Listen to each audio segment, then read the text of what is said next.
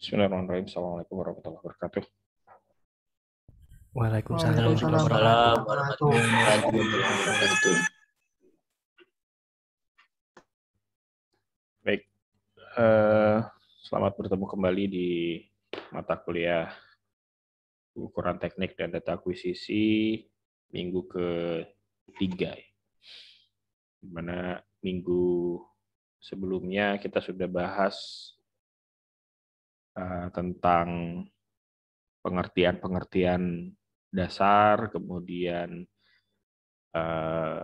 definisi-definisi, kemudian juga karakteristik-karakteristik dasar dari sebuah pengukuran.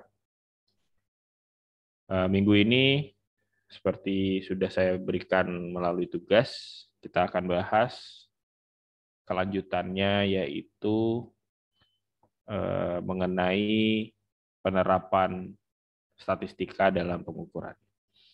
Jadi statistika ini ilmu matematik yang untuk bidang keteknikan, bidang engineering secara khusus, itu digunakan utamanya untuk menganalisis data pengukuran. Ya, karena di bidang engineering pada umumnya nggak melakukan survei ke masyarakat, gitu kan jarang ya.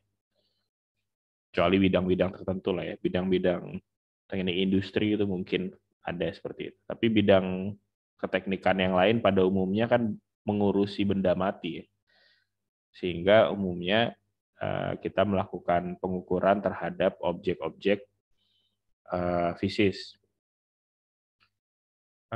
Dan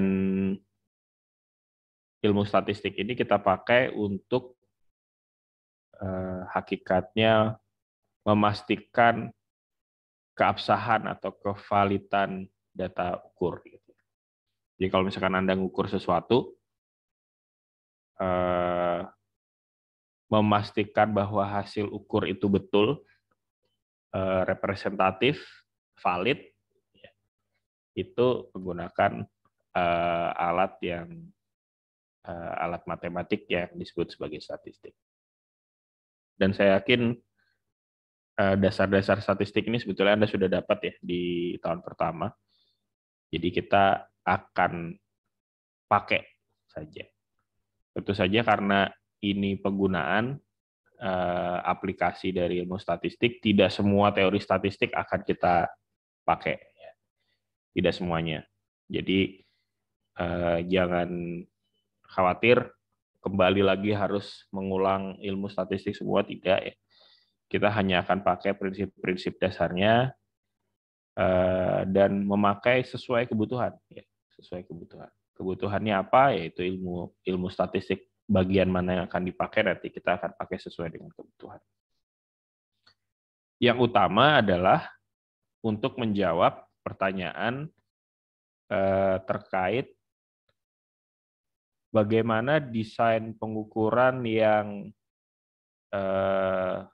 menjamin keabsahan data. Sebagai contoh, Anda pasti sudah melakukan praktikum ya di tahun pertama perkuliahan, praktikum fisika misalnya. Misalkan mengukur viskositas sebuah cairan. Ada cairan yang tidak diketahui viskositasnya misalnya, kemudian Anda melakukan sebuah desain pengukuran untuk mengetahui viskositas sebuah cairan. Karena ingin mengukur viskositas, otomatis yang akan Anda lihat bukan viskositasnya secara langsung ya, Anda pasti melihat variabel yang lain. Pertanyaan yang paling umum ditanyakan, berapa kali ngambil datanya? 1 kali ngambil data, 3 kali pengambilan data, 5 kali, 10 kali, atau pertanyaan sebaliknya adalah, apakah cukup diambil sampel 5 kali? Atau perlu lebih? Atau jangan-jangan 3 kali saja sudah cukup? Misalnya. Menjustifikasi itu adalah pakai ilmu statistik yang Anda sudah pelajari di referensi yang saya berikan, dan hari ini akan kita coba perdalam. Dan seperti biasa, saya akan minta salah satu kelompok hari ini untuk presentasi, dan kelompok yang beruntung ya minggu ini adalah kelompok 1. Ya. Ada kelompok 1? Ada kelompok 1? Misi Pak. Ada Pak. Ada Pak. Ada ya. Ya, alhamdulillah ada. Lengkap ya anggota kelompoknya ya. Ya, silakan dipersiapkan presentasinya. Oh iya, sebelum kelompok 1 presentasi sambil menunggu ya. Sekali lagi saya minta tolong ya. Di Google Classroom yang mengumpulkan hanya perwakilan saja. Ya. Ini saya cek masih banyak yang double-double ya. Satu kelompok mengumpulkan beberapa orang. Walaupun yang dikumpulkan juga kosong sebetulnya, nggak ada ya. Ini masih ada beberapa nih yang ikut mengumpulkan. Walaupun anggota kelompoknya sudah mengumpulkan ya. Agung Nugroho, Ahmad Fatur Rahman, Denar, Hensa Akbar, ini mengumpulkan tapi kosong juga ya karena anggota kelompoknya sudah mengumpulkan. Jadi kalau Anda merasa anggota kelompok Anda sudah mengumpulkan, tidak perlu repot-repot klik submit ya. Karena itu justru mempersulit saya nih mencari tugasnya. Kalau anggota kelompoknya sudah mengumpulkan ya sudah, pasrah saja ya. Percaya sama anggota kelompoknya, nggak perlu mengumpulkan. Saya hargai kerajinan Anda untuk mengklik tombol submit, tapi itu sebetulnya mempersulit saya ya. Jadi anggota kelompoknya saja. Kalau Anda sangat ingin mengklik tombol submit, Anda diskusi sama kelompok, biar saya aja yang kirimkan gitu. Saya sangat ingin klik tombol submit. Nggak apa-apa kalau seperti itu. Tapi satu kelompok satu orang aja supaya saya mudah juga ngeceknya. Sudah siap kelompok 1? Kelompok 1 ini kelompoknya Agus Prihatno ya. Iya Pak. Ya.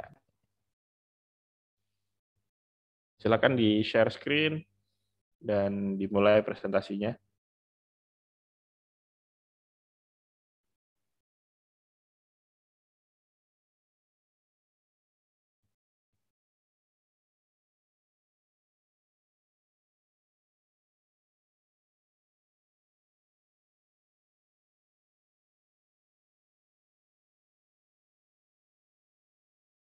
Izin share screen ya Pak.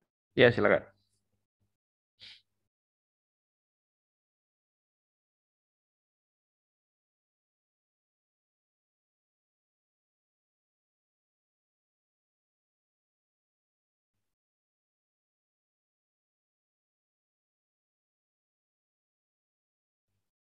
Ya, silakan dimulai.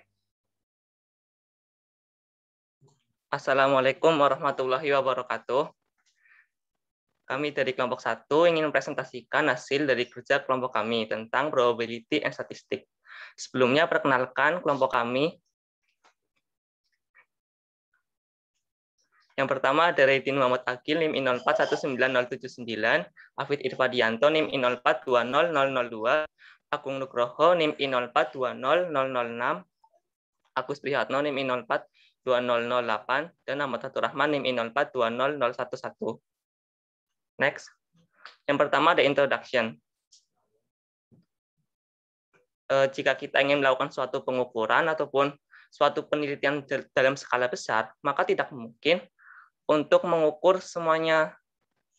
Misalkan nih, kita ingin mengambil berapa uang saku yang diterima oleh suatu fakultas mahasiswa tertentu, ataupun berapa panjang diameter bola yang diproduksi oleh suatu mesin di suatu pabrik tertentu. Maka tidak mungkin untuk mengukur semuanya, karena akan membutuhkan waktu yang sangat lama dan juga pengukuran yang terlalu banyak. Oleh karena itu, diperlulah untuk mengambil sampel. Sampel ini itu merupakan bagian dari target populasi yang akan kita teliti. Nah, diharapkan sampel ini itu dapat mewakilkan nilai tunggal yang mencirikan rata-rata dari kumpulan data tersebut.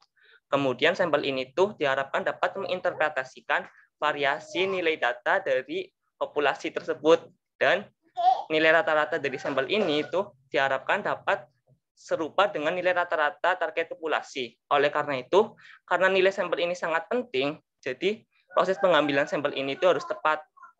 Namun biasanya kalau misalkan nih, kita sudah sangat tepat untuk mengambil sampel, tapi hasil dari sampel A dan sampel B, misalkan kita mengambil 2 sampel, berbeda. Nah, perbedaan ini itu disebabkan karena suatu error, yaitu random error. Next.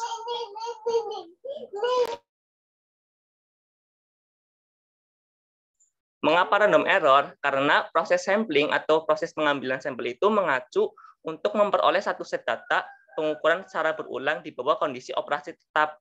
Karena kondisi operasinya tetap, sehingga kita asumsikan nilai sistematik error atau kesalahan sistematiknya 0. Selanjutnya untuk menentukan nilai sebenarnya dari suatu pengukuran.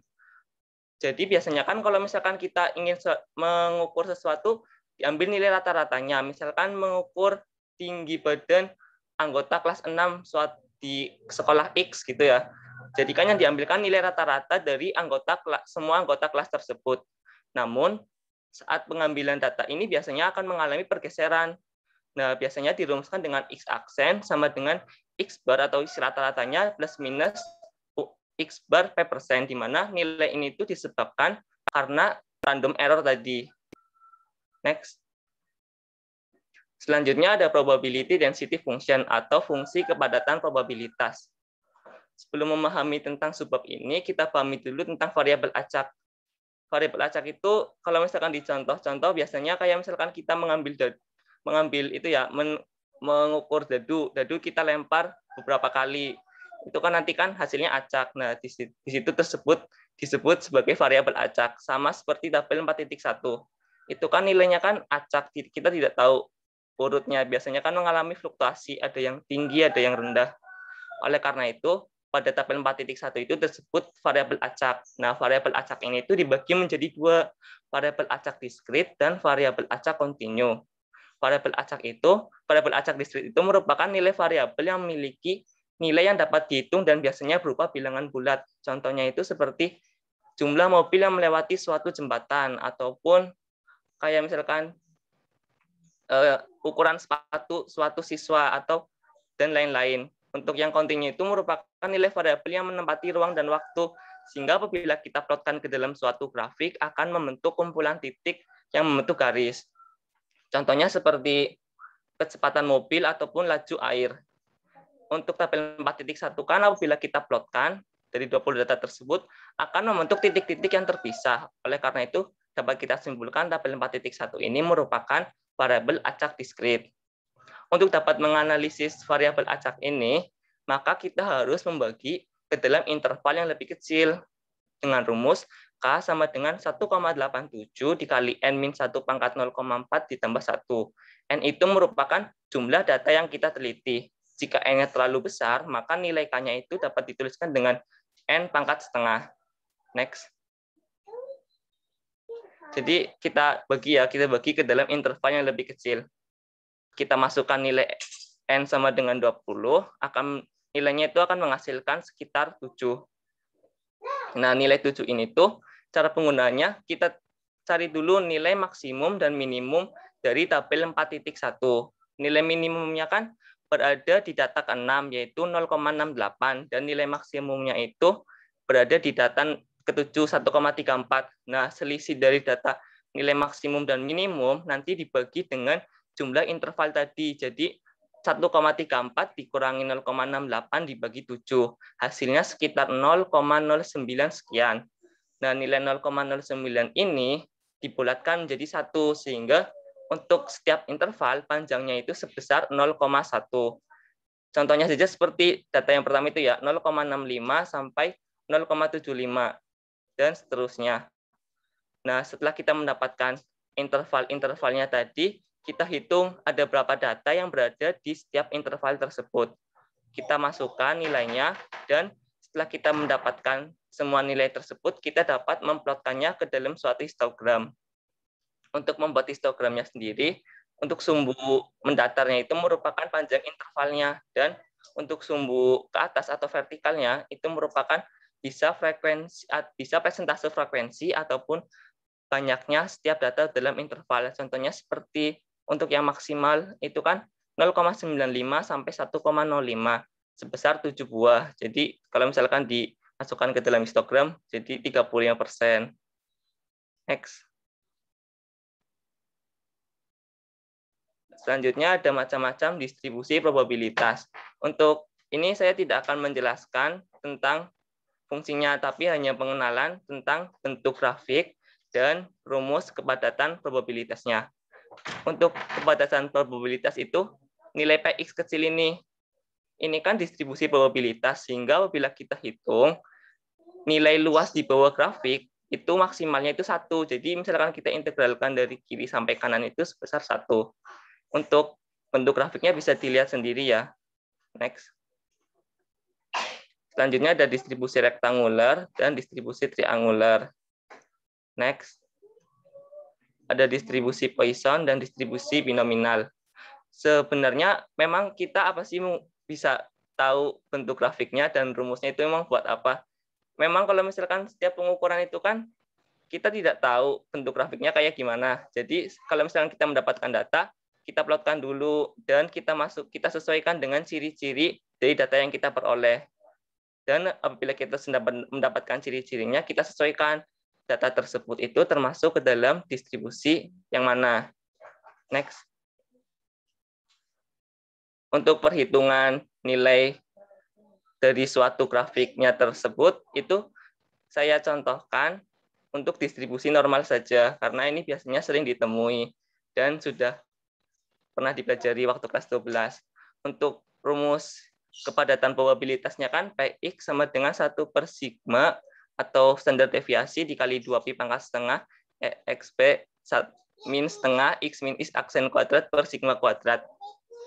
Karena ini merupakan fungsi probabilitas, jadi apabila kita integralkan dari min tah hingga sampai tah hingga itu maksimalnya tuh sebesar 1. Atau misalkan kita ingin mengukur interval tertentu, maka kita hitung saja dari interval yang kita inginkan. Misalkan integral A sampai B fx dx. Nilai fx ini merupakan fungsi kepadatan probabilitasnya. Namun ini kan fungsi terhadap x dan dirasa terlalu sulit apabila kita melakukan integral langsung. Oleh karena itu kita melakukan substitusi ataupun permisalan lain. Yang kita ketahui nilai exp itu merupakan e pangkat r. Jadi nilainya ini yang exp tanda kurung min setengah x min aksen kuadrat per sigma kuadrat itu dapat kita misalkan dalam bentuk lain. Misalkan dalam beta.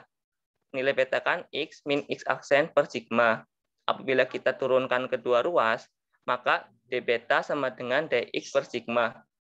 Kalau misalkan ada yang tanya, itu kenapa x aksennya nggak ada ya? Itu karena nilai x aksen itu merupakan nilai rata-ratanya, sehingga kita asumsikan nilai x aksen itu sebagai konstanta tertentu. Kita substitusikan sehingga bisa merubah nilai px.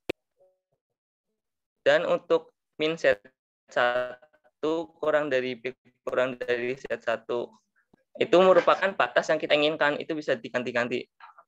Next.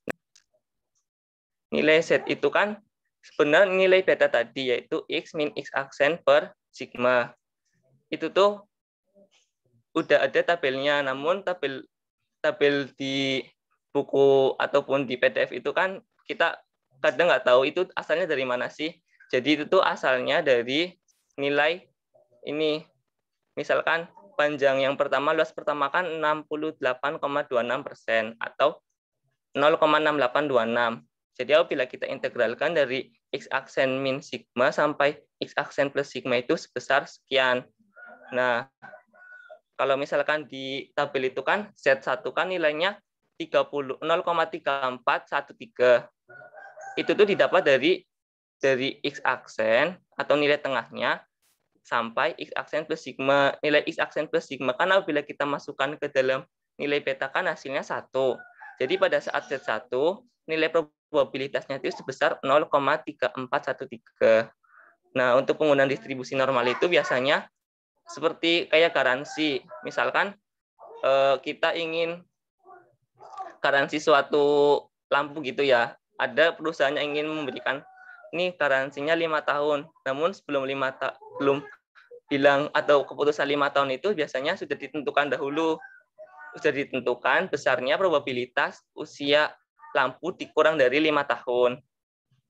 Setelah kita dihitung, nanti kalau misalkan probabilitasnya terlalu besar, biasanya akan dikurangi lagi. Dan apabila dikira sudah kecil ya, nilai 5 tahun itu probabilitasnya terlalu kecil, maka perusahaan itu biasanya berani untuk bilang garansi 5 tahun.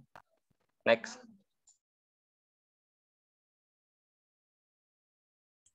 Selanjutnya yaitu statistic of unit size datasets. Next. Nah, lalu pertama yaitu rumus untuk mencari rata-rata sampel, yaitu rumusnya ada di samping kiri itu, yaitu rata-rata sama dengan 1/n dikali sigma, batas bawahnya yaitu I sama dengan 1 dengan batas atasnya yaitu N, lalu dikali dengan XI. Lalu rumus untuk mencari varian sampel yaitu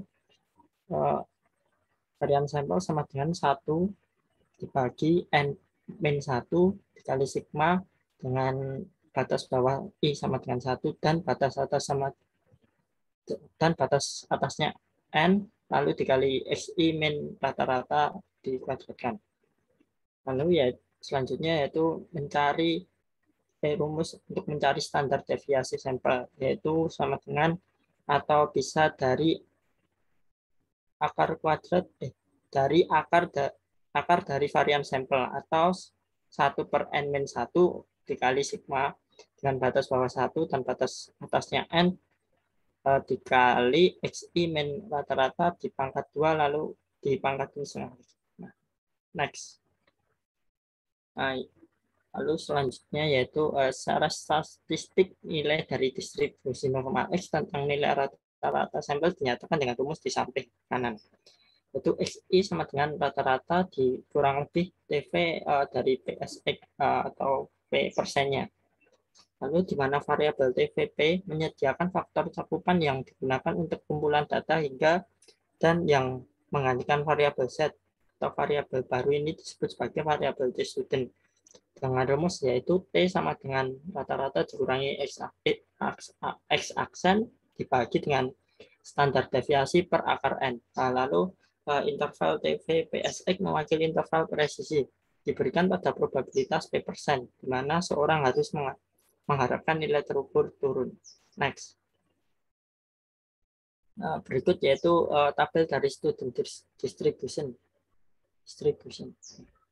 Bisa dilihat di layar. Nah, selanjutnya yaitu standard deviation of the means, yaitu varian distribusi nilai rata yang diharapkan dapat diperkirakan dari kumpulan data hingga tunggal melalui simpangan bak rata-rata, yaitu rumus standarnya yaitu SX per akar N. Lalu kita bisa lihat di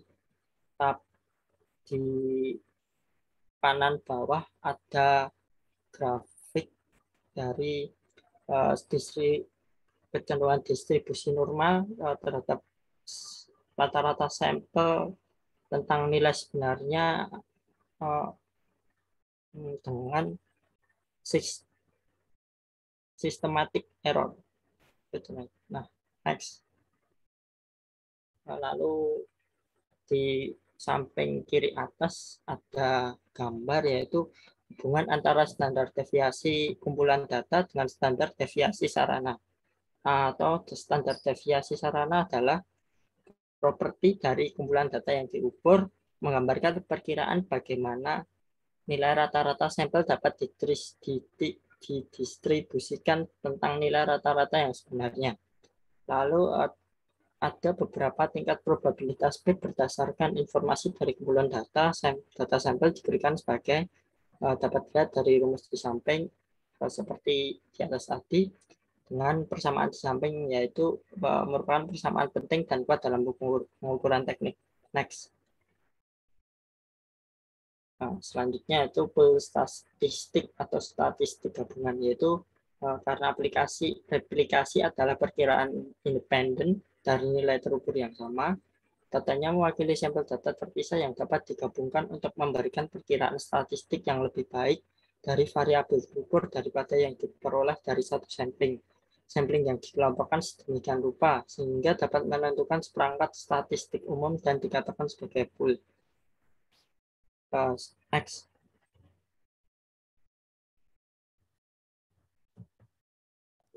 Selanjutnya ada chi-square distribution atau distribusi chi kuadrat. Nah, dasar dari distribusi chi-square itu adalah membandingkan frekuensi yang diamati atau observer dengan frekuensi yang diharapkan atau expected. Nah, yang dimisalkan saat kita melempar uang logam sebanyak 50 kali itu dengan asumsi uang logam tersebut seimbang dari sisi A atau angkanya, maka diharapkan muncul sebanyak 25 kali. Begitupun dengan sisi B akan muncul 25 kali. Sebagai contoh berikut merupakan gambar dari distribusi chi kuadrat yang bergantung terhadap derajat kebebasannya atau degree of freedom yang dilambangkan dengan V atau nu. Dari gambar tersebut dapat kita simpulkan semakin besar nilai nu atau derajat kebebasannya, maka bentuk distribusinya semakin mendekati bentuk distribusi Z, tapi tetap miring ke kanan. Nah, untuk distribusi normal atau chi kuadrat terhadap nilai V1, 3, dan 10 pada gambar 4.7 dirumuskan sebagai chi kuadrat sama dengan Vs X kuadrat per sigma kuadrat. Dengan nilai V itu sama dengan N-1, di mana N adalah jumlah banyaknya data. Nah, untuk interval kepresisian dari suatu sampel dapat diformulasikan dengan pernyataan probabilitas sebagai berikut. Nah, P dalam kurung X1 min A per 2 kuadrat kurang dari sama dengan X kuadrat kurang dari sama dengan X alpha per 2 kuadrat sama dengan 1 min alpha dengan probabilitas Px kuadrat itu sama dengan 1 min alpha dan alpha merupakan level of signifikannya. Lalu dari persamaan di sub persamaan 4.27 ke 4.28 sehingga didapatkan rumusnya seperti ini. Contoh dengan interval kepresisian 95%, di mana Sx kuadratnya yang diperkirakan terhadap sigma kuadrat, maka didapatkan formulanya itu menjadi Vsx kuadrat per X 0,025 kuadrat kurang dari sama dengan sigma kuadrat kurang dari sama dengan Vsx kuadrat per X 0,975 kuadrat dengan kepresisiannya 95%.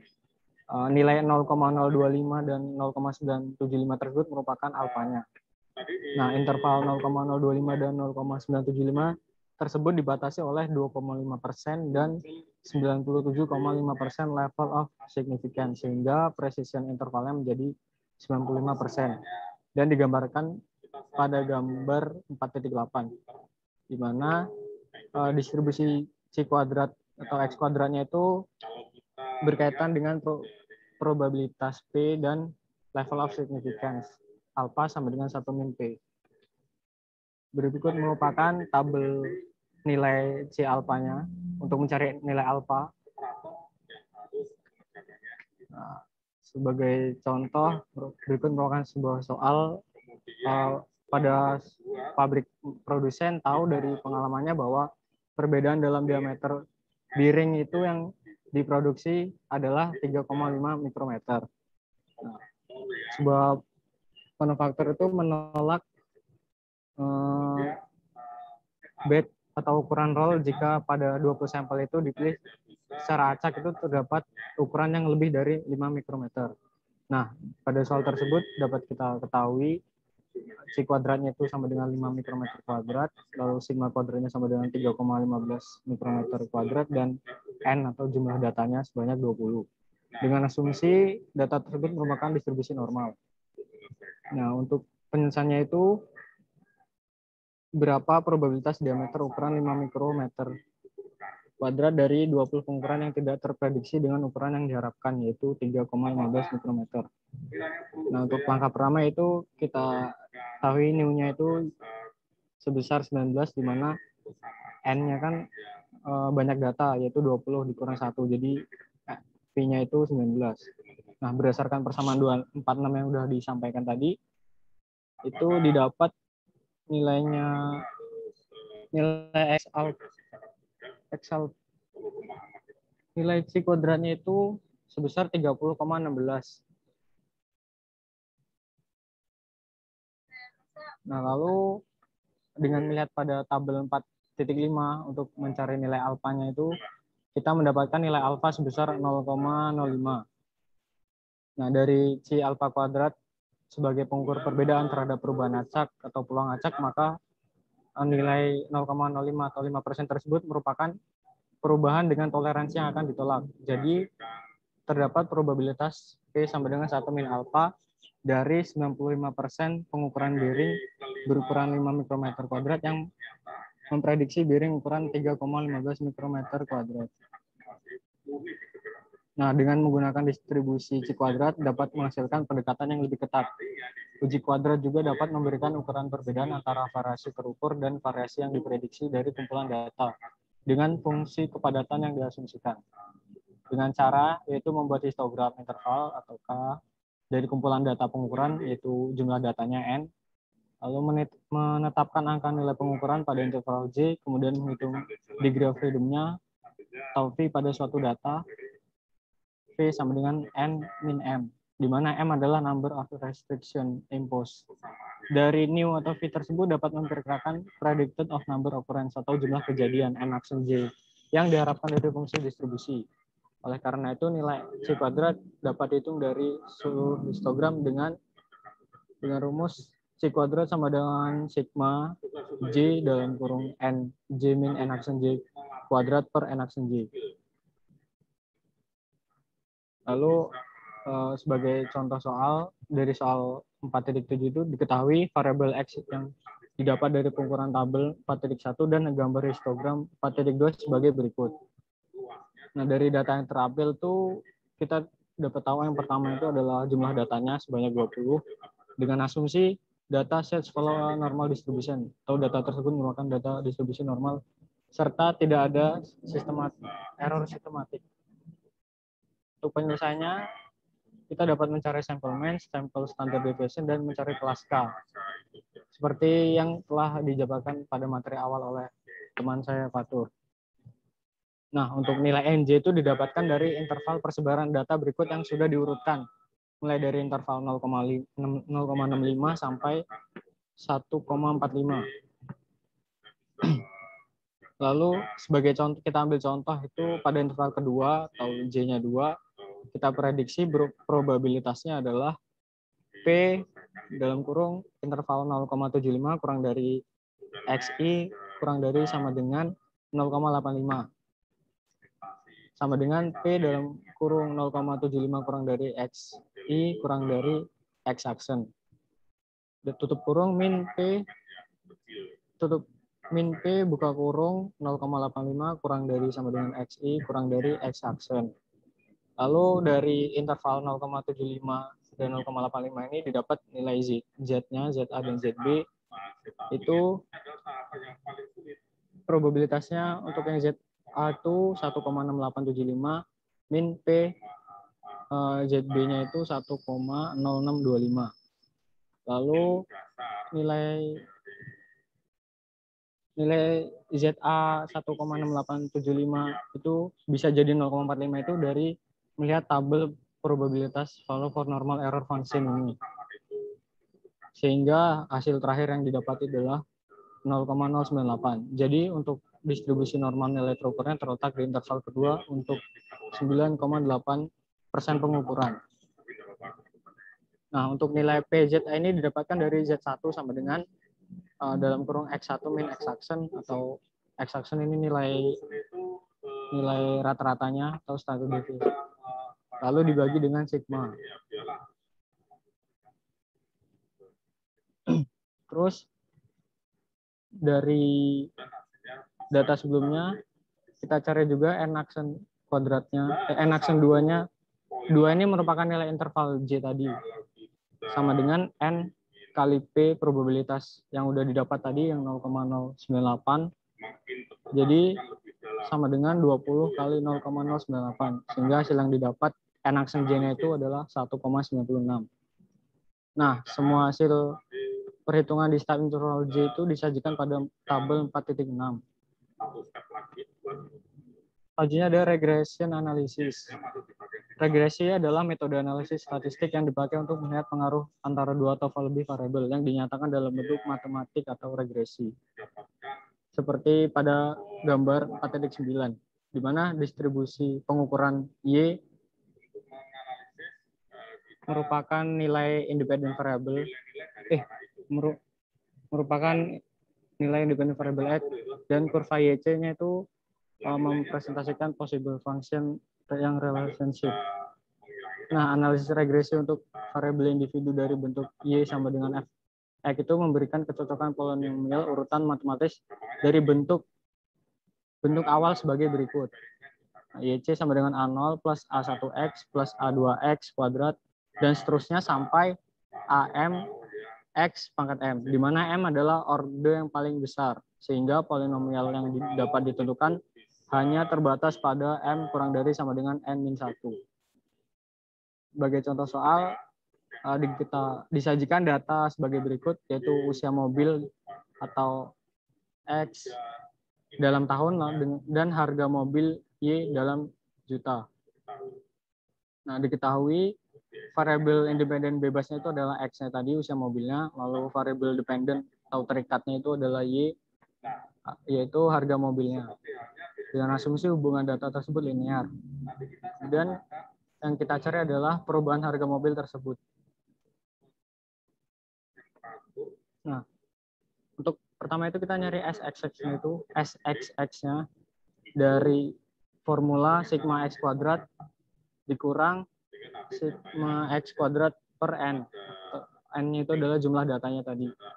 Jumlah datanya itu sebanyak 11.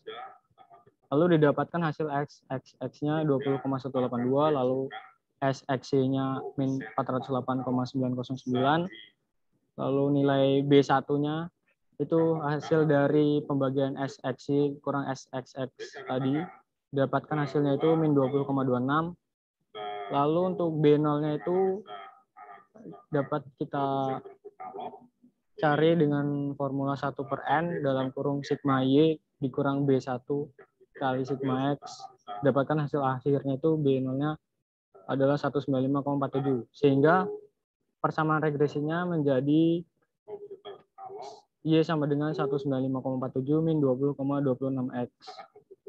Dari persamaan yang didapat dapat disimpulkan bahwa setiap umur mobil yang bertambah 1 tahun, harga mobil tersebut turun sebesar 20,26 juta.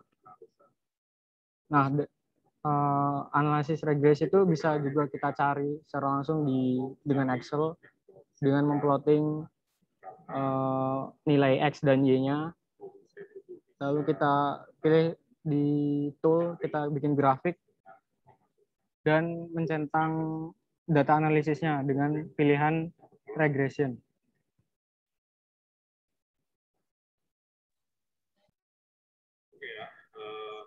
Berikut yaitu data outlier detection. Next. Data outlier merupakan data yang berada di luar probabilitas dari variasi normal yang menyalahkan offset dari nilai rata-rata sampel, menaikkan ketidakpastian, dan mempengaruhi korelasi least square. Salah satu pendekatan untuk mendeteksi outlier yaitu dengan covenant criterion, yang rumusnya sebagai berikut. 1 dikurangi 2 kali P Z0 lebih kecil 1/2N. Next. Berikut untuk contoh pertimbangan data yang diberikan di bawah ini untuk 10 pengukuran tekanan ban yang dibuat menggunakan pengukur genggam murah. Diketahui nilai data dari N sama dengan 10 dengan asumsi setiap pengukuran diperoleh dalam kondisi perbaikan. Ditanya penerapan tes deteksi outlier.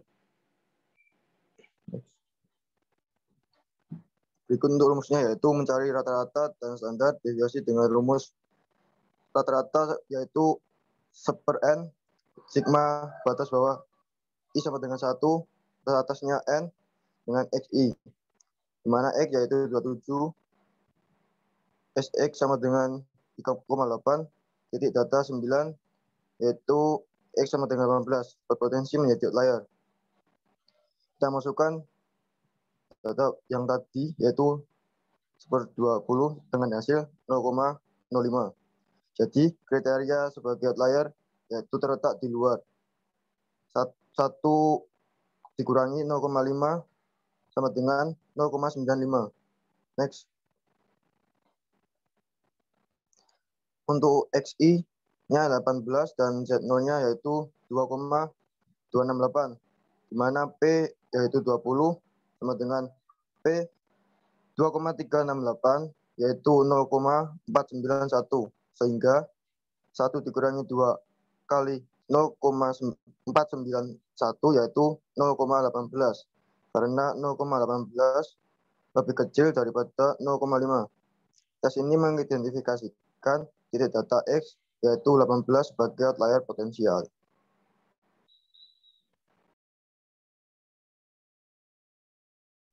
Angka pengukuran. Kita dapat menggunakan beberapa diskusi untuk membantu proses perencanaan desain dalam sebuah tes program. Lanjut. Contoh dari angka pengukuran yaitu ada beberapa pengukuran N yang dibutuhkan untuk mengurangi estimasi nilai untuk random error di sampel rata-rata dari level yang diterima. 1. Dimulai dengan persamaan X aksen sama dengan X bar plus minus PV P S X bar dengan hasil P persen. Nomor 2 yaitu C1 adalah confidence interval dari angka pengukuran. C1 sama dengan plus minus DV E S X bar sama dengan plus minus DV P SX per akar N dengan P persen. Nomor 3, interval ini dua sisi dari rata-rata bentuk range. Min TV P SX per akar N TO plus TV P SX per akar N. Menjadi D adalah presisi satu sisi. D sama dengan confidence interval per 2 sama dengan TV P SX per akar N. Lanjut. Jika confidence interval plus minus 1 unit, interval lebarnya 2 unit, dan D sama dengan 1. Hal tersebut akan mengikuti jumlah angka pengukuran yang dirumuskan dengan persamaan N isentropik PV PSX per D kuadrat. Karena derajat kebebasan T bergabung pada N, maka penyelesaian persamaan tersebut membutuhkan literasi. Persamaan tersebut menyediakan estimasi pertama dari angka pengukuran yang dibutuhkan. Hal tersebut mengurangi random error dari perkiraan asumsi nilai SX dan populasi itu. Kekurangannya, kebutuhan dari perkiraan SX didapat dari pengalaman atau pengetahuan lain dari suatu populasi. Satu pendekatan adalah untuk membuat pendahuluan dari angka pengukuran. Lanjut, N1, memperoleh estimasi sampel varian. S kuadrat 1 yang diharapkan, S1 estimasi angka pengukuran, NT total angka pengukuran. N isentropis TN N 1,95 S1 per D kuadrat, yaitu 95%. NT min N1 dibutuhkan pengukuran tambahan. Contoh soal, dari 21 preliminary variabel pengukuran, standar deviasi dari kumpulan data adalah 160 unit. Kita ingin mengurangi 95% confidence interval dari rata-rata nilai plus minus 30 unit. Estimasi dari total angka pengukuran yang dibutuhkan adalah diketahui. S1 sama dengan 160 unit. D sama dengan confidence interval per 2, yaitu 30. N1 sama dengan 21. D 20,95 sama dengan 2093. Asumsikan T kuadrat isomorfis S kuadrat X. Temukan NT. Jawaban. Pada 21 pengukuran, confidence interval dari nilai rata-rata adalah plus minus 2093 kali 160 per akar 21 sama dengan plus minus 73 unit. Kita harus mengurangi sampai plus minus 30 unit.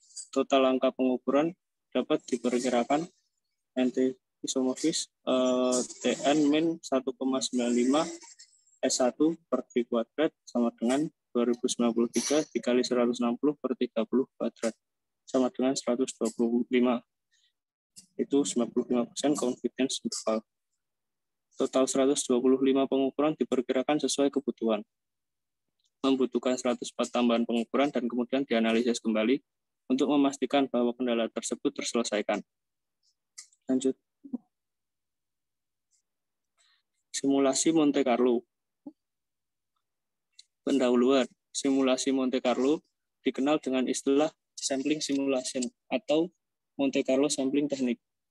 Istilah Monte Carlo pertama digunakan selama masa pengembangan bom atom yang merupakan nama kode dari simulasi nuclear fission. Simulasi ini sering digunakan untuk evaluasi dampak perubahan input dan resiko dalam pembuatan keputusan. Simulasi ini menggunakan data sampling yang telah ada dan telah diketahui distribusi datanya. Lanjut. 3 batasan dasar simulasi Monte Carlo. 1. Apabila suatu persoalan sudah dapat diselesaikan atau dihitung jawabannya secara matematis dengan tuntas, maka hendaknya jangan menggunakan simulasi ini. Yang kedua, apabila sebagian persoalan tersebut dapat diselesaikan secara analitis dengan baik, maka penyelesaian lebih baik dilakukan secara terpisah, sebagaimana secara analitis dan sebagian lagi simulasi. Yang ketiga, apabila mungkin dapat digunakan simulasi perbandingan, kadangkala simulasi ini dibutuhkan apabila dua sistem dengan perbedaan pada parameter distribusi cara-cara pelaksanaannya. Lanjut. Ilustrasi penggunaan simulasi. Sebuah toko sepatu memperkirakan permintaan sepatu perharinya menurut pola distribusi sebagai tabel berikut. Dari tabel di atas, dari data masa lalu sudah dapat diperkirakan dengan baik. Kemudian pengusaha toko ini hendak memperkirakan pola permintaan untuk 10 bulan berikutnya. Berapa kira-kira permintaan yang muncul? Lanjut. Prosedur penyelesaian. Terlebih dahulu dibuat impresal data distribusinya, yaitu fungsi distribusi densitas seperti pada tabel sebelumnya. Distribusi permintaan ini diubah dalam bentuk fungsi distribusi kumulatif atau DFK. Setiap permintaan tersebut diberi angka penunjuk batasan atau label number, disusun berdasarkan DFK distribusi permintaan. Pada tabel di sini, seperti tabel sebelumnya, hanya ditambah DFK dan tag number. Lanjut. Untuk penyelesaian yang selanjutnya yaitu lakukan penarikan random number dengan salah satu bentuk RNG. Misal diperoleh 10 random number sebagai berikut. Dari random number ini diambil 2 angka belakang koma dan dicocokkan dengan tag number. Hasilnya adalah kesimpulan permintaan yang dibutuhkan. Seperti pada tabel di sampingnya. Lanjut. Studi kasus produksi suku.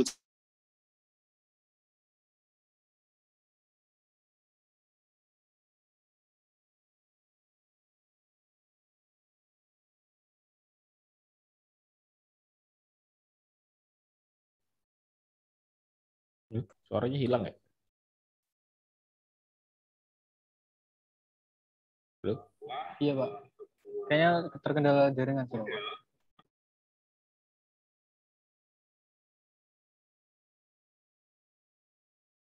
Mau temannya satu kelompok ada yang mau meneruskan?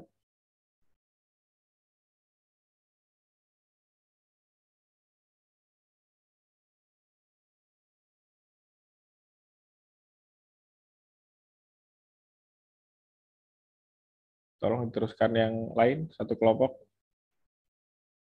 supaya waktunya efektif ini.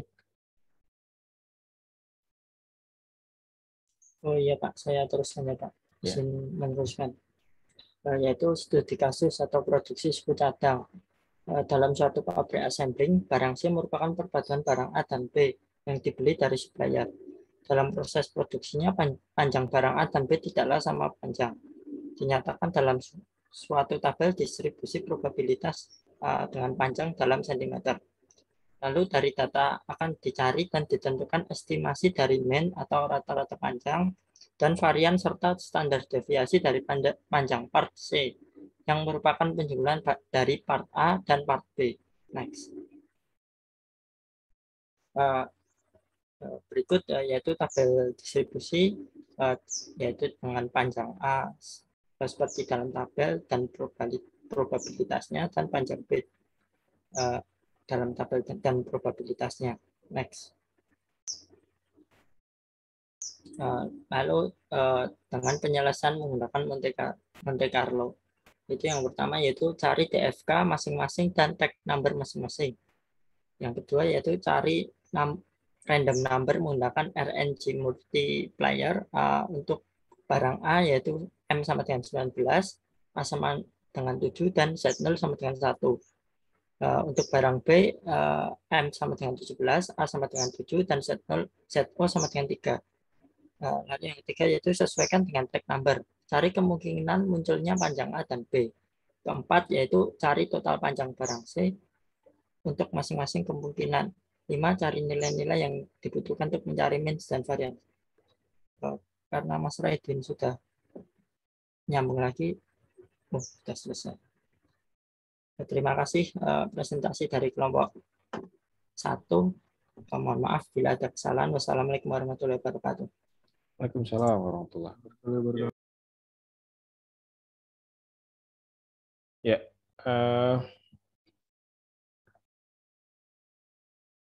tadi dari kelompok 1, saya rasa cukup bagus ya presentasinya.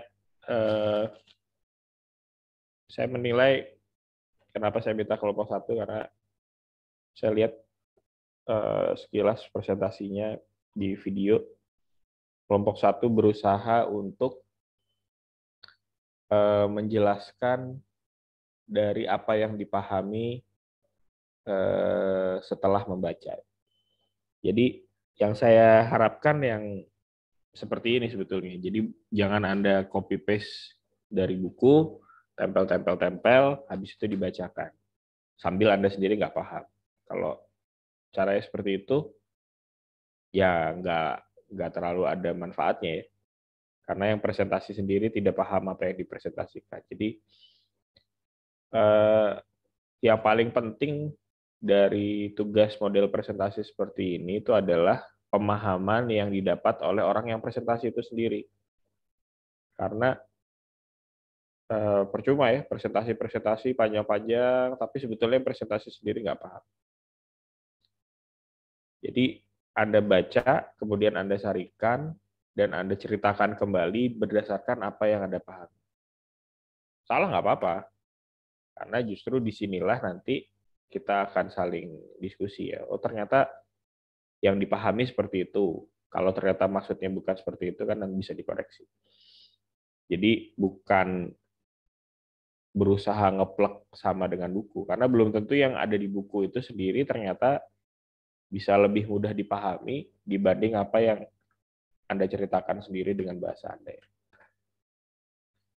Oke, tadi di awal saya sempat singgung soal apa konsep statistik ya. Statistik itu konsep matematik yang sebetulnya sangat powerful ya, sangat luas kegunaannya. Dan yang tadi dipresentasikan sebetulnya itu jauh lebih luas dibanding apa yang akan kita sering lakukan di dalam pengukuran. Karena tadi pertama ada soal bagaimana mencari rata-rata ya, mencari deviasi, terus kemudian menganalisis ya, uji korelasi. Ya tadi ada ya menggunakan chi-square dan lain-lain. Kemudian menguji confidence ya, uji confidence atau validitas lah ya, atau kepercayaan gitu ya, terhadap data pengukuran. bagian yang ini nih Anda mungkin lebih familiar kalau ambil contohnya misalkan yang beberapa waktu yang lalu sering muncul di TV, yaitu quick count ya. Quick count. Walaupun ini subjeknya kalau quick count jauh dari apa yang kita bahas ya. Quick count ini kan caranya begitu ya. Indonesia ini populasinya ada 280 juta ya, hampir 300 juta. Kan nggak mungkin nanyain setiap orang. Ya. Otomatis akhirnya ngambil sampel. Tapi kalau ngambil sampel, pertanyaannya, siapa presiden yang Anda inginkan di 2024? Kalau nanyanya ke 280 juta orang Indonesia sih sudah nggak ada pertanyaan lagi ya, nggak perlu uji confidence lagi ya, ya itulah hasilnya gitu. Tapi kalau bertanyanya kepada hanya 280 orang, nanti itu kan perlu diuji ya. Seberapa relevan 280 orang itu mewakili suara 280 juta orang Indonesia. Artinya. Itu mulai dari jumlah sampelnya apakah memenuhi syarat, teknik pengambilan sampelnya, apakah orangnya hanya yang diambil angkatan 2020 di teknik mesin UNS saja, atau mahasiswa UNS saja, atau mahasiswa UNS dan dosennya, atau gimana ya, menentukan mengambil klasifikasi sampel itu juga nanti akan ada uji. Di statistik mengcover itu. Sampai yang tadi terkait dengan regresi dan sampai ke prediksi. Regresi dan prediksi ini hubungannya sangat dekat. Yang umumnya kita lakukan prediksi ini jarang lah ya.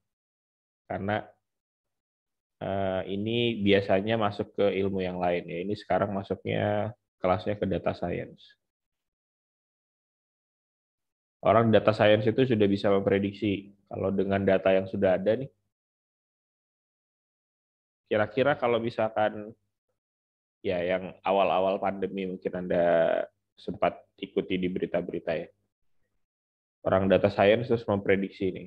Kalau di Indonesia sampai bulan Juli kasus positif COVID jumlahnya sekian dan pemerintah tidak melakukan apa-apa, maka dalam bulan September jumlah yang positif akan meledak sampai angka sekian gitu ya. Itu prediksi. Basisnya data statistik, tapi statistik masa lalu dipakai untuk memprediksi angka di masa yang akan datang dengan syarat-syarat tertentu. Itu statistik. Tapi itu jarang sekali kita lakukan di dalam hubungannya dengan pengukuran ya, terutama pengukuran keteknikan. Umumnya pengukuran keteknikan membahas ini ya, korelasi ini nanti hubungannya dengan regresi ya. Dua ini itu paling sering regresi dan ini itu tambahannya. Kegunaannya sebetulnya yang paling terpenting adalah memastikan ya, ini terutama dua ini ya, ini dan ini ya, memastikan sebuah alat ya, atau sistem, atau desain, atau prototipe ya, menghasilkan luaran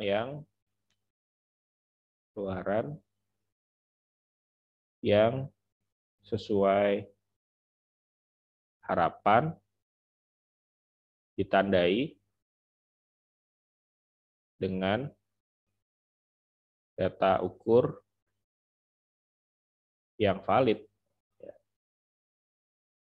Valid. Data ukur yang valid ini saya garis bawahi. Karena ini menjadi pembedanya ya, antara menggunakan desain pengukuran yang benar atau tidak. Pernah suatu ketika dulu sekali ada teman saya buat alat ya. Alat ini semacam CNC kecil ya. CNC kecil ya. Alat ini kemudian dipakai di ujungnya ini diberi semacam pemanas kecil, dipakai untuk memotong styrofoam ya. Jadi di bawahnya ini ada styrofoam ya. Styrofoam nanti dipotong ya. Dipotong, misalkan gambar apa huruf misalnya ya. Huruf S misalnya, nanti dia akan potong seperti itu. Nah, salah satu ukuran adalah seberapa akurat ya,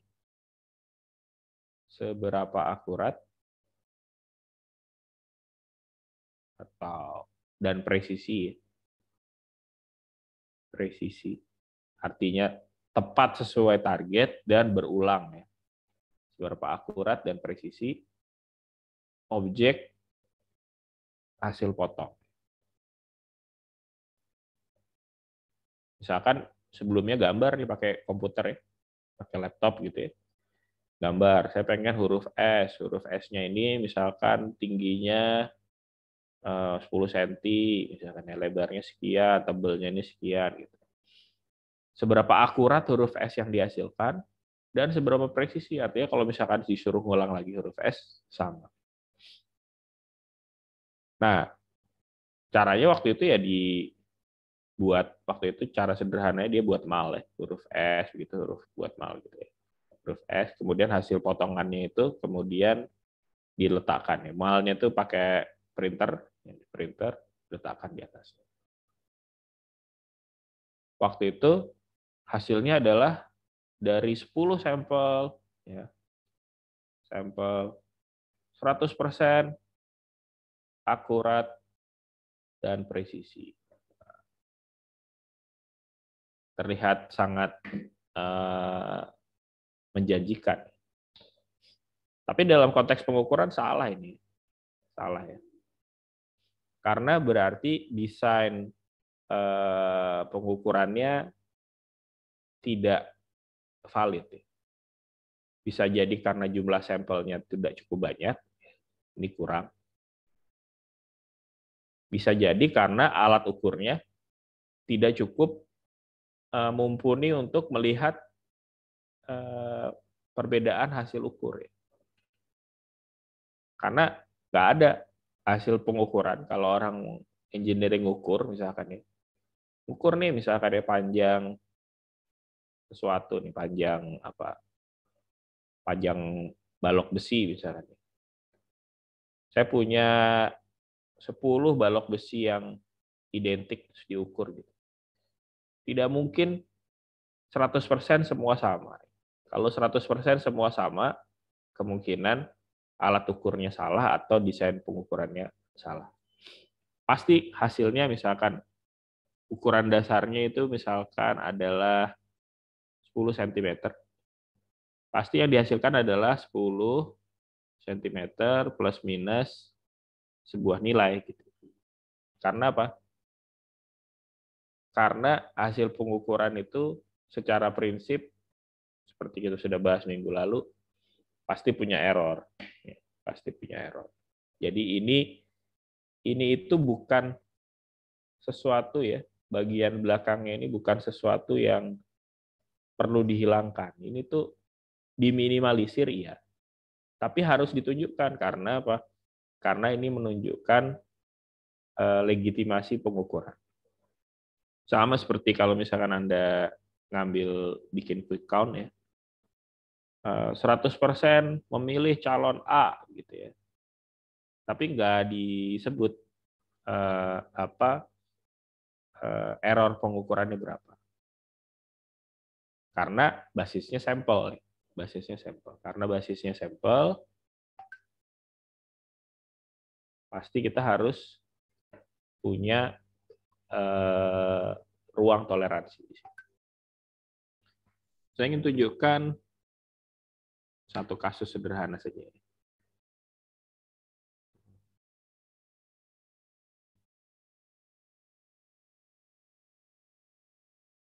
Saya ingin tunjukkan satu kasus sederhana. Nah, ini contoh kasus cerita nih. Ada dua vendor atau dua pabrikan, dua supplier yang mensuplai resistor, dua jenis resistor ya, yang berbeda. Dua jenis resistor ini menunjukkan angka resistansi yang sama, harusnya.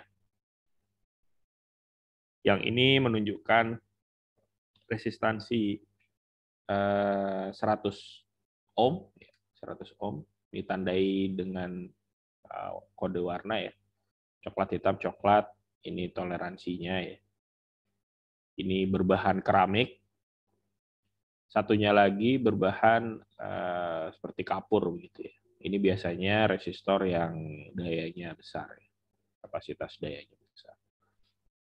Ini juga berdasarkan spesifikasi menunjukkan 100 ohm. Terus mau ikutan tender lah ceritanya, dia mau supply. Saya ceritanya sedang butuh resistor dalam jumlah banyak. Terus mereka ingin menunjukkan performa produknya masing-masing. Supply lah, saya diberi sampel. Saya diberi 10 jenis A oleh pabrikan A, 10 juga resistor B oleh pabrikan B. Masing-masing ngasih 10. Nah, saya pengen tahu nih, seberapa bagus kualitas produknya. Bagus atau tidak, salah satunya ditandai seberapa lari sih angka 100 ohm itu dari spesifikasi dengan hasil pengukurannya. Saya ambil 10 sampel resistor yang dikasih itu, terus saya ukur pakai multimeter, dapat pengukuran pertama, saya dapat 100, kedua 109, 100,9, dan seterusnya sampai 10. Kemudian resistor yang dari perusahaan B, saya perlakukan yang sama juga. Saya ukur pakai multimeter yang sama. Ya. Karena kalau multimeternya beda, itu lain lagi cerita. Bisa jadi multimeternya yang menghasilkan hasil yang berbeda. Supaya fair, saya kasih multimeter yang sama. Bacaan pertama, bacaan kedua, dan seterusnya. Dari 10 sampel resistor yang diberi oleh perusahaan B. Kemudian saya buat analisis ya, deskriptif ya. Saya cari rataannya, saya cari standar deviasinya. Dan kemudian saya hitung dengan menggunakan spreadsheet ya. Saya hitung dengan menggunakan spreadsheet.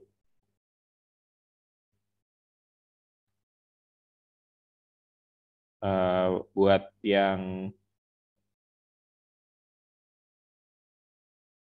biasa menghitung menggunakan Excel gitu ya, kita bisa hitung juga ini menggunakan tools yang gratisan ya.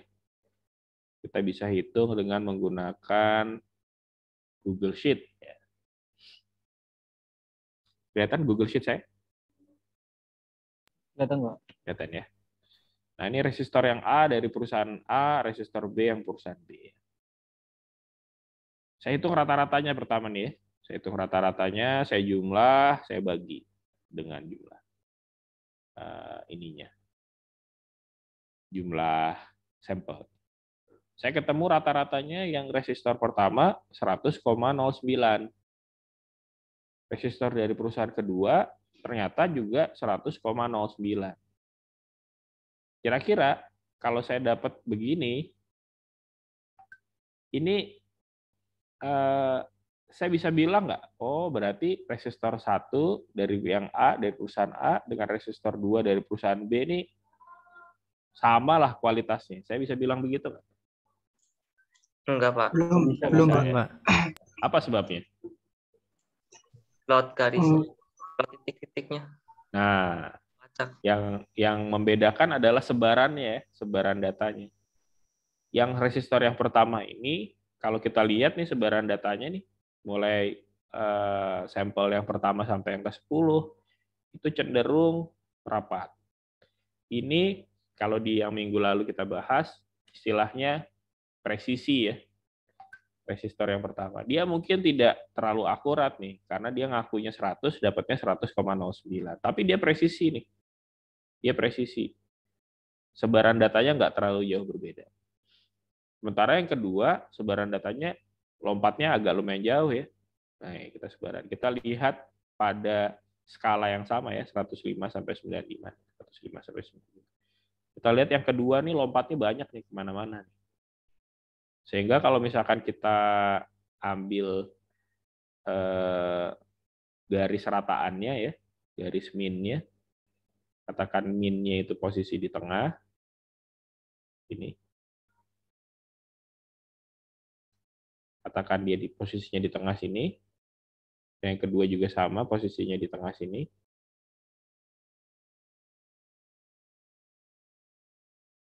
Ya. Dia larinya dari angka min itu yang resistor yang kedua, resistor yang B itu terlalu jauh ya. Nah, cuman gimana kita menyatakan itu? Nah, itu menyatakan dengan alat analisis variansi atau standar deviasi. Secara konsep ya, variansi dan standar deviasi itu sebenarnya sederhana.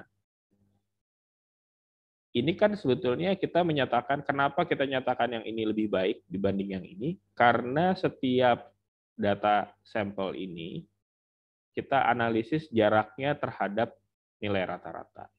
Maka kita bisa sebut, ini kita ambil selisihnya terhadap nilai rata-rata. Supaya nggak lari, kita kunci. Gitu ya. Terus kita lihat nih selisihnya. Oh, dia selisihnya yang ini lebih kecil 0,09. Yang ini lebih besar 0,81 dan seterusnya. Ini juga sama ya. Kita buat begitu juga. Kurangi rataan.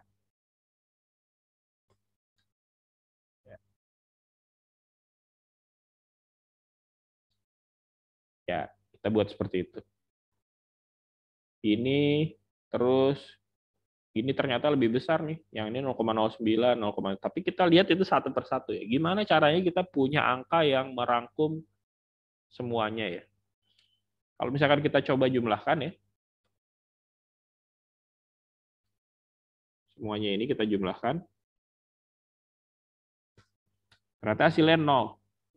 Kalau ini juga saya coba jumlahkan.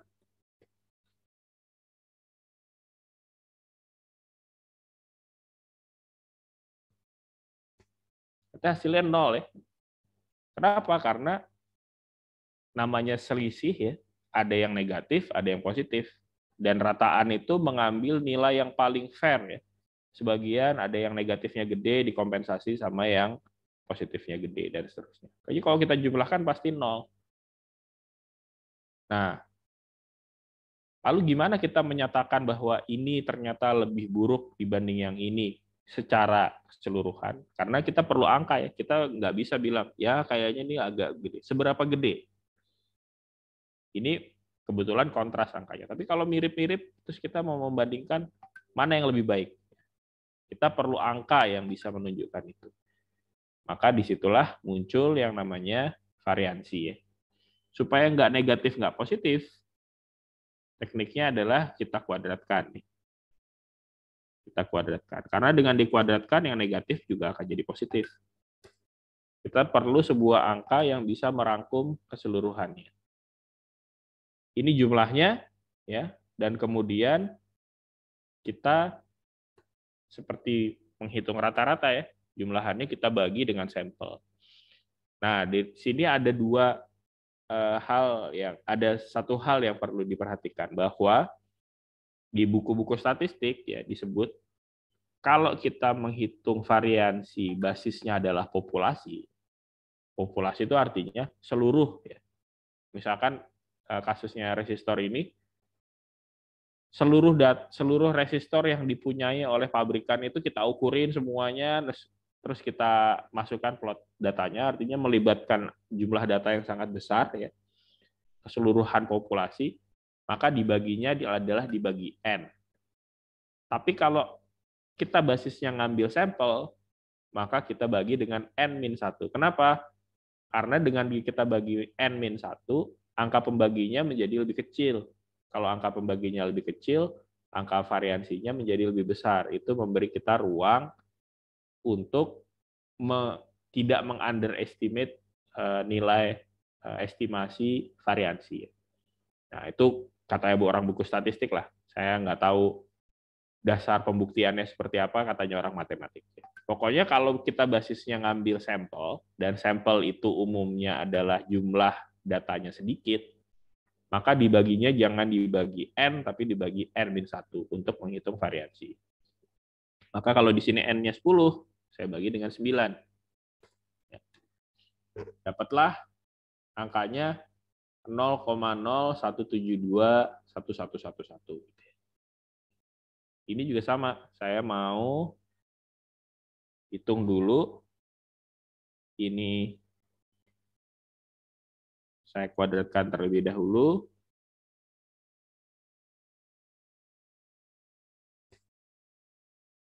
Kemudian saya jumlahkan. Dan jumlahannya dibagi 9. Tapi ini menyatakan apa ya? Oke lah, yang ini angkanya lebih kecil dari ini. Artinya sebaran datanya nggak terlalu kemana-mana. Fine, kita bisa terima itu. Tapi ini menyatakan apa ini? Kita nggak punya deskripsi yang jelas tentang bagaimana variansi ini bertindak terhadap data. Yang kita punya adalah standar deviasi, mana adalah akar dari ini. Maka kita hitung akarnya. Square root dari variansi. Kita ketemu 0,4148. 0,415 ya. 415 ya. Tuh. Yang ini juga sama. Square root dari dapat 2,25. 2,25. Yang satu 0,41, yang kedua adalah 2,25. Lalu maknanya apa ini? Nah, kalau sudah begini kan pertanyaannya berikutnya. Kalau saya terus punya ya 100,09, yang ini adalah maknanya 0,41 standar deviasinya. Yang kedua 100,09, yang ini adalah 2,25. Maknanya apa? Nah, kita kembali ke pemahaman soal bagaimana menerjemahkan standar deviasi dalam kurva normal. Ya. Ini asumsinya bahwa kurvanya normal ya. Dan kurva normal itu biasanya pada akhirnya akan ditemukan kalau kita ngambil sampelnya banyak. Kalau ngambil sampelnya sedikit ya biasanya kasih kelihatan mencong kiri, mencong kanan. Tapi kalau jumlah sampelnya nanti banyak, lama-lama dia membentuk kurva normal. Kalau kita acu kepada kurva normal, di sini rumus gampangnya tuh ada 68, 95, 99,7. 68 itu apa? 68 itu adalah interpretasi bahwa kalau misalkan kita punya sebuah nilai rata-rata dan standar deviasi, ya, seperti yang tadi kita ambil rataan ininya adalah 100,09. Terus kemudian di sini ada standar deviasi pertama, 1 kali standar deviasi. 1 kali standar deviasinya sampai sini. Ini adalah jarak 1 kali SD ya, 1 kali standar deviasi. 1 kali standar deviasi itu dia bilang bahwa 68% dari data itu akan berada di sini. Artinya kalau misalkan kita ambil lagi, ya, tadi kan ambil data 1 sampai ke 10. Kita ambil data resistor ke 11, terus kita ukur. Ya. 68%, ya, kalau tadi pabrikan A, ya, resistor A. Tadi kita tahu standar deviasinya itu adalah 0,41, ya. Kemungkinan besar kalau kita ambil resistor ke 11, dia akan berada range-nya 68% kemungkinannya dia ada di 100,09 plus minus 0,41 dibagi 2 ya. 0,205 ya. Saya geser sedikit. Kalau kita ambil resistor ke 11 ya, resistor A, kemungkinannya dia akan ada 100,09 plus minus 0,205. Itu peluangnya itu adalah 68%. Nah, ini kan prediksi juga ya sebetulnya dalam konteks singkat. Sementara resistor B tadi standar deviasinya itu kalau nggak salah 2,25 ya kalau nggak salah. Kalau kita ambil resistor ke 11, kemungkinan dia akan ada di 100,09 plus minus 1,125. Ini 68%. Peluang ya, 68% peluang. Artinya bisa jadi lebih dari ini, tapi 68% berada di rentang. Kalau kita mau membesarkan angka ini, ya, peluangnya akan semakin tinggi. Kenapa? Ya jelas ya. Kalau misalkan kita ambil 3 kali standar deviasi misalnya, 3 kali standar deviasi yang ini. Ini adalah 99,7% peluangnya. Misalkan untuk resistor A yang 11 adalah 100,09 plus minus 3 kali standar deviasi. Standar deviasinya itu adalah 205, maka 3 kalinya adalah 0,615. Ini peluangnya 99,7%. 99,7% itu angka yang besar sekali ya. Hampir pasti lah. Hampir pasti. Jadi resistor ke-11 itu pasti ada di rentang ini. Ya mungkin 100,6,7 lah ya. 100,7 bisa jadi. Atau 99,3 misalnya ya. Itu bisa jadi. Tapi dia nggak akan lari dari angka ini untuk 99,7% peluang. Artinya peluangnya lebih besar ya, karena otomatis kita ngasih rentang toleransinya lebih besar. Artinya apa? Itu menunjukkan seberapa bagus kualitas produk gitu ya. Nah, dalam sisi lain juga kalau kita melakukan pengukuran, kita bisa menunjukkan seberapa bagus atau seberapa ketat hasil pengukuran kita. Oh, tadi skenario yang saya sebut adalah 2 perusahaan yang mensuplai resistor datang ke saya ukur pakai multimeter yang sama. Tapi bisa jadi kasusnya yang kedua nih. Ini resistor A, ya. Resistor A, ini resistor B. Gitu ya. Saya punya hanya 1 ya. Tapi saya punya 10 multimeter. Yang datang ke saya adalah perusahaan yang supply multimeter. Multimeternya apa? Fluke misalnya. Fluke. Datang ke saya nawarin multimeter. Dia suruh saya coba nih, cobain nih, saya punya multimeter. Bagus. pengulangan datanya bagus. Saya bilang sama mereka, kalau kamu ngaku segitu bagusnya, coba pinjemin saya 10, saya mau tes. 10 ini saya pakai buat ngukur resistor. Saya pakai buat ngukur resistor. Dapat datanya, maka itu juga menunjukkan angka seperti ini adalah seberapa reliable pengukuran yang dilakukan oleh si multimeter ini. Multimeter yang pertama bilang angkanya 100,09, yang kedua bilang 100,11 misalkan ya, dan seterusnya. Itu nanti kita bisa analisis. Itu menunjukkan seberapa valid si multimeter yang saya pakai.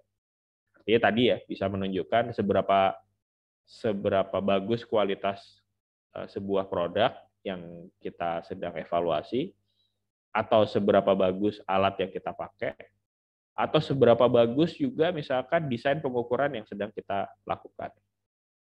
Kalau misalkan Anda punya setup pengukuran, mengukur hal yang sama dengan alat yang sama, tidak sama persis, itu sangat wajar. Saya pernah mengukur sebuah sampel alat gitu ya, sampel material, menggunakan satu alat yang sama, materialnya sama persis, mengukur pakai alat yang sama, diukur 5 kali hasilnya beda semua. Itu sangat wajar. Yang perlu dianalisis adalah seberapa jauh bedanya. Seberapa jauh bedanya. Nah, itu adalah fungsi tool statistik. Memperlihatkan seberapa bagus hasil pengukuran kita. Dan ini adalah bagian yang penting ya dari sebuah hasil pengukuran, karena menunjukkan sebetulnya seberapa serius kita melakukan proses pengukuran. Bagian yang ini itu yang nanti minggu depan kita akan bahas lebih jauh ya, yang dikenal sebagai uncertainty atau ketidakpastian ya. Uncertainty itu ketidakpastian pengukuran. Uncertainty itu ketidakpastian.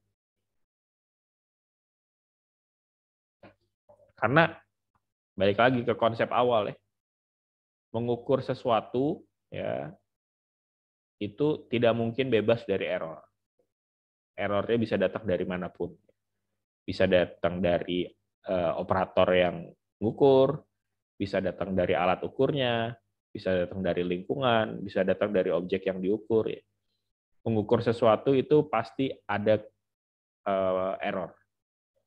Dan error itu menghasilkan ketidakpastian pengukuran. Tapi ketidakpastian pengukuran itu harus diketahui, ya, sehingga kita bisa tahu seberapa yakin kita dengan hasil pengukuran.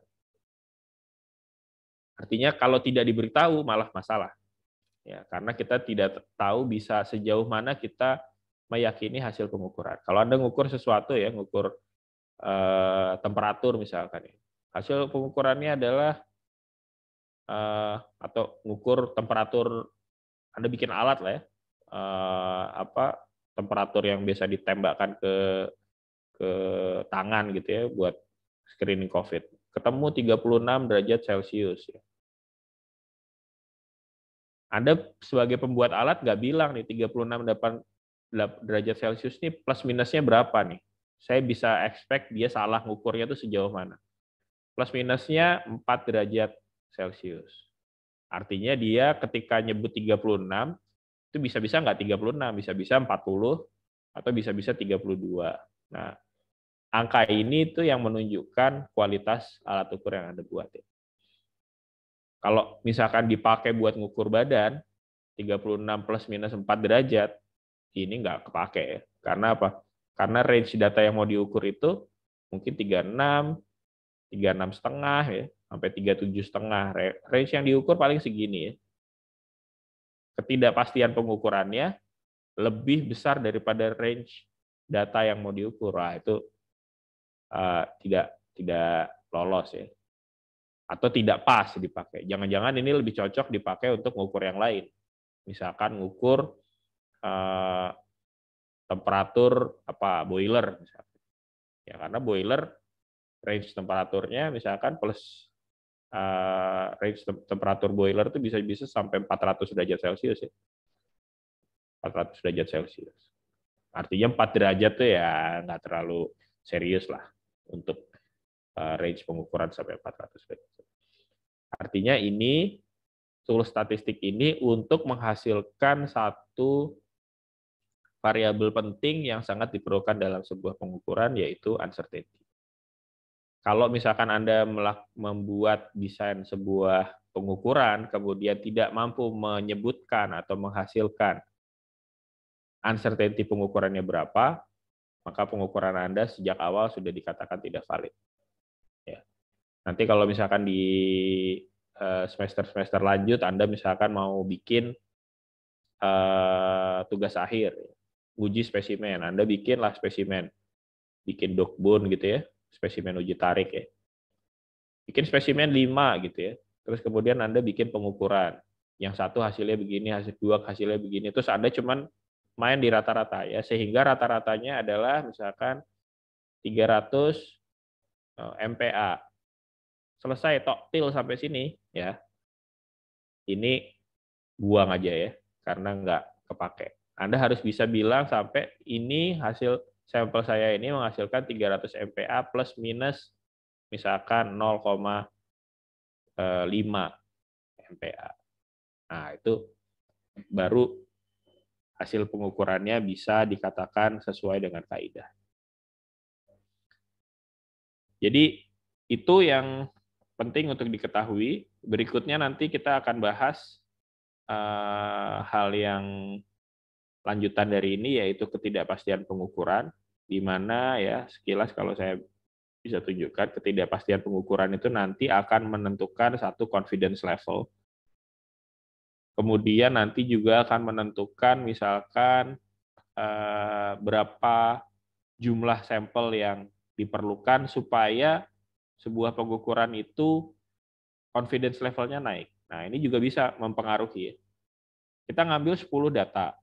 Ternyata dari 10 data itu angka deviasinya besar. Kemudian kita ingin supaya angka confidence level itu naik. Maka salah satu yang mempengaruhi adalah jumlah sampel, pengambilan sampel.